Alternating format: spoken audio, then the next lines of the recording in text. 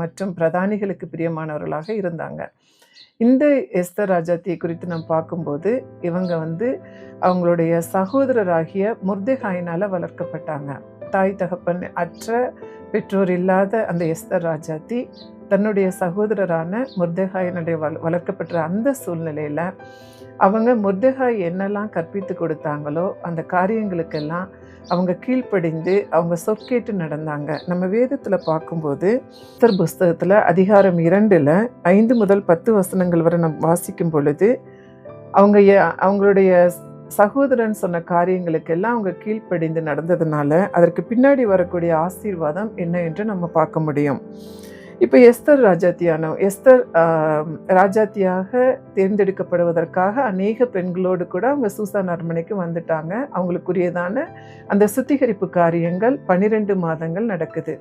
அந்த 12 மாதங்கள் முடிந்த பிறகு ராஜ சமூகத்துக்குள்ள அவங்க வராங்க. அப்படி ராஜ சமூகத்தில் வரும் பொழுது நம்ம எஸ்தர் புஸ்தகத்தில் 2ஆம் அதிகாரம் 17ஆம் வசனத்தில் நம்ம பார்க்கும்போது ராஜா சகல ஸ்திரீகளை பார்க்கிலும் எஸ்தர் மேல் அன்பு வைத்தான் அப்படிங்கிற சொல்லி நம்ம ஒரு காரியத்தை பார்க்குறோம்.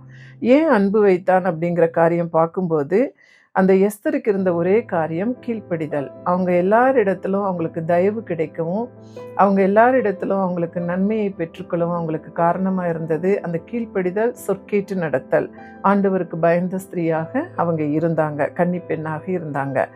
அப்போ 127 நாடுகளை அரசாளுகிற அந்த ராஜா அந்த எஸ்தரை யூத குலத்தை சேர்ந்த அடிமை குலத்திலிருந்த அடிமைகளாக எருசலேமிலிருந்து கொண்டு போகப்பட்டு சூசான் அரண்மனை பகுதியில் வசித்து கொண்டிருந்த அந்த எஸ்தரை ராஜாத்தியாக அகாஸ்வர ராஜா பட்டத்து ராணியாக்குகிறாரு. அப்படி நம்ம பார்க்கும்போது எஸ்தரின் இந்த ராஜமேன்மைக்கு காரணம் பக்தியுள்ள அந்த யூதனாகிய முர்தெகாயின் சொற்கேட்டு கீழ்ப்படிந்து நடந்த வாழ்க்கை தான்.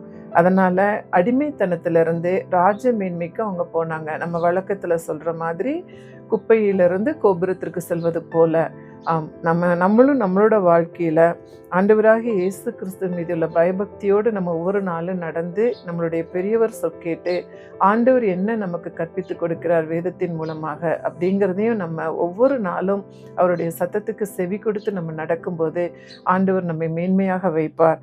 அதில் எந்த ஒரு சந்தேகமும் நமக்கு ஏற்பட வேண்டியதில்லை. குறிப்பாக வாலிப இதை கேட்கிற